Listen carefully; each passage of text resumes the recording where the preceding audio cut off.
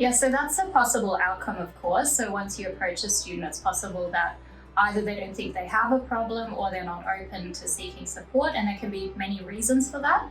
So if the student is open to speaking a bit further about it, it could be good to gauge what the reasons are. So some possible reasons could be that, it's not the most common approach in every culture to see a counsellor or a psychologist, so there might be more appropriate support services that the student is open to approaching.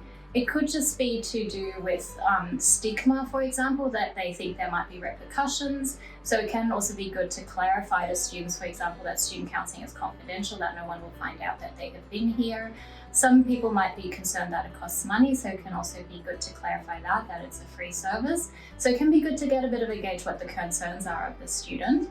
Another thing to be mindful of as well is that it can help to get a bit of a sense of what the problem is in the student's mind. If they do think there is a problem, they might have other ideas of what the solution to that issue is. So counselling might not be the way to go, but they might have other ideas of what some supports is that they would require.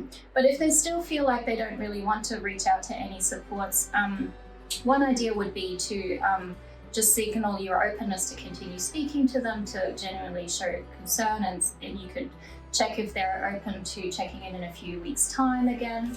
Or another option could be to hand them some resources, so they have some resources in writing so they can think about in their own time if they do want to reach out for support, they have the resources there. And for some students it might be taking that information in, and possibly the situation could become more challenging down the track and they'll remember those resources. So those are a few options.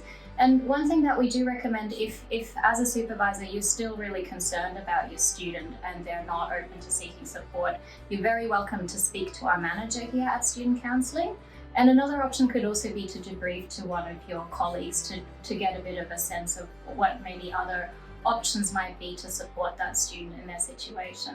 But we do really emphasize the importance of checking in with students and signaling that you care and that you're there for the student to approach you if they need support.